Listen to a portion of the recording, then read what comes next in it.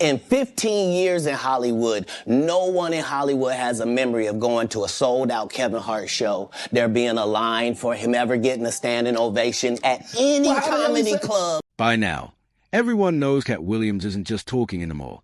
He's on a full-blown mission to expose Hollywood's deepest, darkest secrets. And this time, his target is none other than Kevin Hart.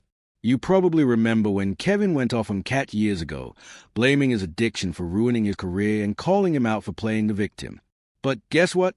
Katt finally clapped back, and he didn't hold anything back this time. In a jaw-dropping sit-down with Shannon Sharpe, Katt straight up accused Kevin of selling his soul and morals just to climb that Hollywood ladder. He even claimed Kevin had to go through a humiliation ritual, dressing up and acting out just to prove his loyalty to the industry. Katt said it plain and simple. All these so-called powerful men are getting exposed in 2024. He didn't care if it was Diddy, T.D. Jakes, or anyone else. Everyone's lies are coming to light. And anyone feeling offended? According to Katt, that's exactly how you know they're guilty. This ain't the first time Katt's dragged Kevin for chasing fame at any cost. But this time was different. There were no jokes, no filters, no punchlines, just cold, brutal truth about everything Kevin allegedly did to make it to the top. But Kevin Hart's not laughing anymore. Word is, he's finally had enough of Katt throwing his name around like a punchline. This time, Kevin's lawyering up and coming for blood, with a massive defamation lawsuit reportedly in the works. From the looks of it, 2024 might turn into an all-out war between these two comedy heavyweights. Because Katt didn't just throw shade this time, he read Kevin for absolute filth. And if you somehow missed it, Katt's explosive 3-hour interview with Shannon Sharpe practically broke the internet. Fans expected jokes, but Katt turned it into a full expose, dropping names, showing receipts, and sending shockwaves across Hollywood. The most jaw-dropping part? When he called out Kevin Hart directly, accusing him of being power-hungry, soulless, and willing to do anything for fame. And what's even crazier, this ain't new. I'm a conspiracy theorist to a degree. Like when I connect dots that maybe shouldn't be connected, I don't know. But certain dots, like when I see that they put every black man in the movies in a dress at some point in their career, I'll be connecting them down like, wow, all these brothers gotta wear a dress. This happened to me. I'm doing a movie with Martin. Yeah. The movie's going good. So I walk in the trailer. I'm like, man, this must be the wrong trailer because there's a dress in here. They come in. The writer comes in. I think he's the writer. He's like, Dave, listen, we got this hilarious scene where Martin's sneaking out of jail. So he disguises you as a prostitute. And he put this dress on. And, what? A prostitute? Nah, I'm not doing that. I don't feel comfortable with that. That should have been in the discussion. What? You don't feel comfortable with it? I mean, it's a hilarious bit. All the greats have done it. So, well, if all the greats have done it, it's kind of hacky, right? You're right. So why don't we just not do it? Because I don't feel comfortable wearing a dress. Oh, come on, Dave. Listen, we got it all set up. We're supposed to shoot. Every minute you waste costs this much money. You know, the pressure comes in. He said, I'm not wearing no dress, man. I'm funnier than a dress. Just give me something funny to say. I don't need to wear no dress to be funny. What am I, Milton Berle? You know, we're going like this. And then finally he's like, and he leaves. And then like the director comes, Dave, it really would be great if you wear the dress. Katt's been warning folk for years about Kevin's alleged Hollywood deal and the mask he wears to stay relevant. This time, though, it sounds like Kevin's mask might finally be slipping. That so-called humiliation ritual Katt mentioned hit a little too close to home, especially when fans remembered Kevin once playing a gay character on Saturday Night Live. That skit brought back major deja vu for people who've long followed whispers about Hollywood's darker initiation games. See, back in the early 2000s, there were already rumors swirling that certain black male comedians were being pressured to wear dresses or wigs as some twisted rite of passage to get ahead in the industry. It wasn't just gossip. It was a full-blown theory that had people questioning what really went on behind the cameras. The conversation exploded when Dave Chappelle sat down with Oprah in 2006 and dropped one of the boldest truth bombs Hollywood had ever heard. The minute it was clear, I was adamant. I'm not wearing a dress. I'm not wearing the dress. All right, fine. Think of something else. Guy comes back 10 minutes later. The whole new scene. Hot damn, how did you write the scene so fast? He revealed that during a movie shoot with Martin Lawrence, producers suddenly tried to convince him to wear a dress for a scene. But when Dave refused, they instantly pulled out a rewritten script, like they had the whole thing planned in advance. That moment shook the entire industry. After that interview, Hollywood went into defense mode. People wanted answers.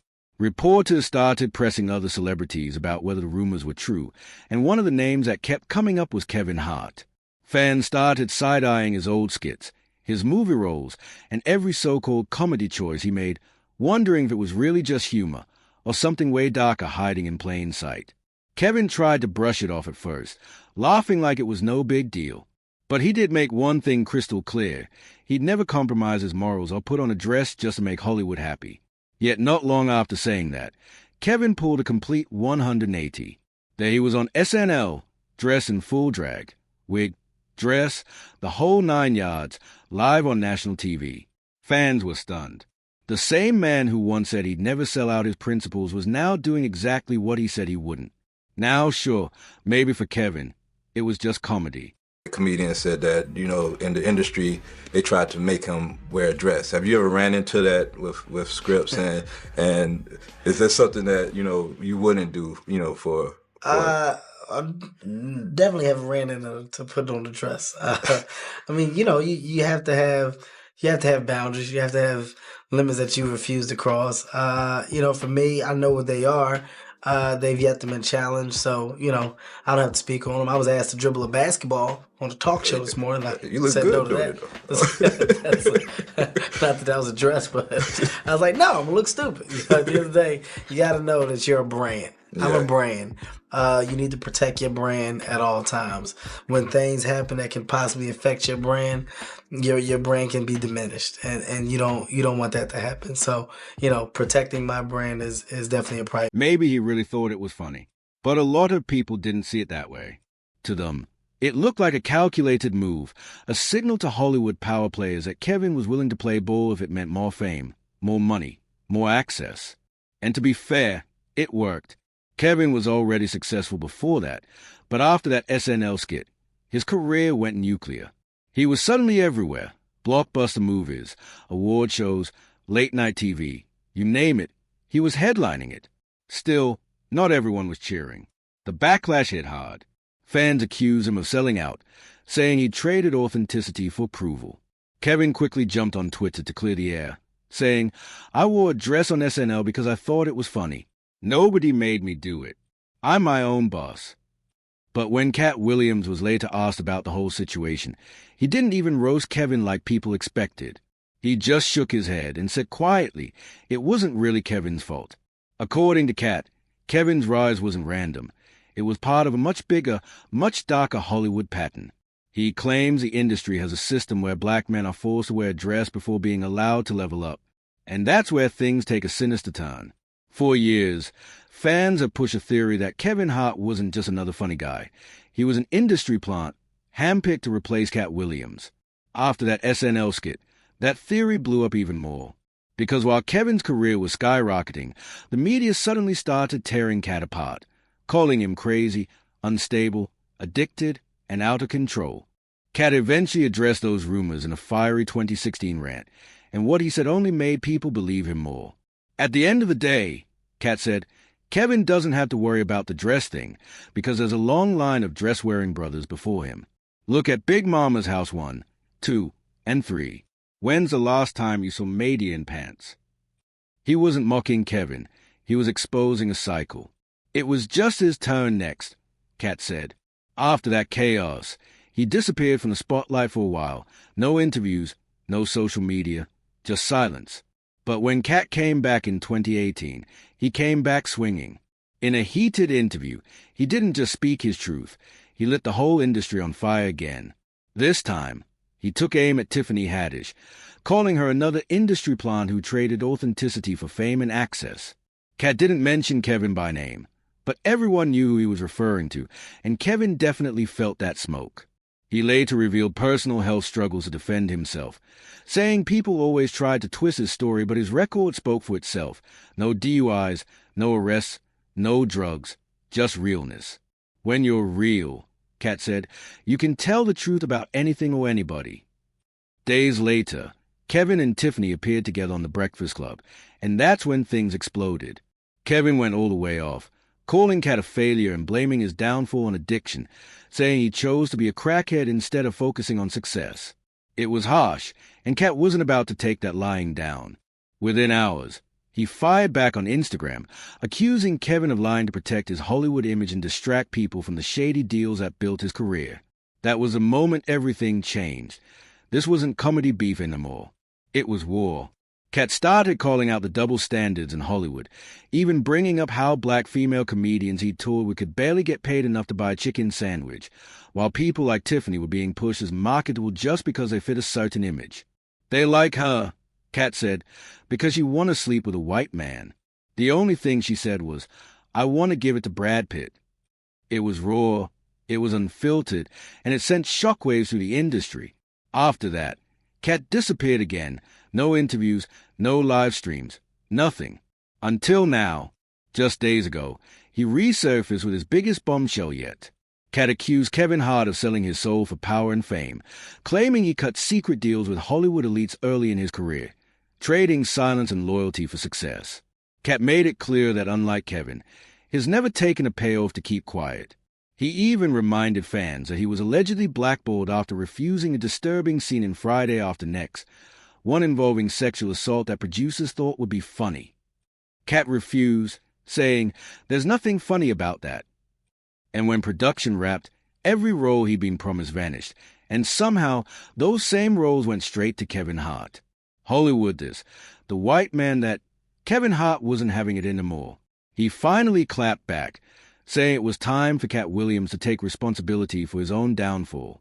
Kevin reminded everyone that Katt had his shot.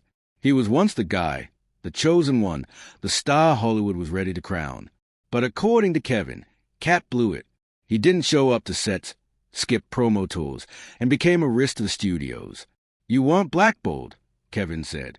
You blew your own shot. So stop blaming everybody else and fix you. It wasn't just shade. It was a full-on lecture about accountability, success, and missed opportunities. Kevin didn't stop there. He went on to defend Tiffany Haddish, the same woman Katt accused of being an industry plant. Kevin gave shout-outs to Melanie Camacho, Lunell, and Leslie Jones, comedians who once toured under Katt's wing, and challenged Katt directly. You talk about helping others, Kevin said, but when did you ever use your platform to bring your people up? Because I did. I put my people on. I built my team. He made it clear that the brand of Kevin Hart is bigger than any feud. Whether you like me or not, my presence in comedy will always be felt, he said. I'm a boss. I create my own opportunities. Then Kevin got personal. He told Katt to stop blaming the system, stop playing the victim, and own up to the choices that derailed his own career. You don't hear Chris Rock, Dave Chappelle, or Steve Harvey crying about who replaced them, he said. They are too busy winning, because when you're happy with yourself, you don't tear others down. It was a brutal message dressed as motivation, and it hit home for a lot of people. Kevin didn't directly address Katt's latest interview, but he made sure everyone knew exactly who he was talking about. And if that wasn't enough, Kevin took the shade straight to prime time. During his live commentary at the New York Knicks vs. 76ers game, he cracked a slick joke about Katt buying the Knicks and dropping them off at the game. Fans instantly caught the subliminal. Kevin might have been smiling, but that was his way of saying, he's ready for all the smoke. Now reports are flying that Kevin's gearing up to sue Katt Williams once and for all, claiming the years-long feud has finally gone too far. But Katt isn't folding. He clapped back once again, saying, he was out there making $85 million.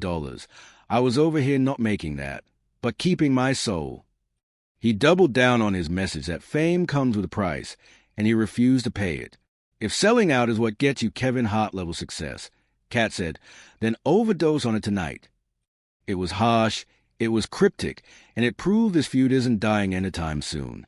Social media, of course, went wild. One fan tweeted, I've always believed Kevin was planted to replace Katt.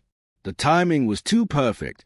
Katt's career tanks, and suddenly Kevin's Hollywood's golden boy. Another wrote, it's true. He went from a background comic in Scary Movie 3 to the face of comedy overnight. Something's off. But others fired back, saying Katt's just bitter and that Kevin earned everything he's got. Either way, the internet's divided, and the truth is getting harder to ignore. So now I'll ask you, do you think Kevin Hart really sold his soul chasing fame and power? Or is Katt Williams just stirring chaos to stay relevant? Drop your thoughts in the comments down below. And before you go, hit that like button, subscribe, and click here for our next messy deep dive. Because trust me, this Hollywood war, it's only getting crazier from here.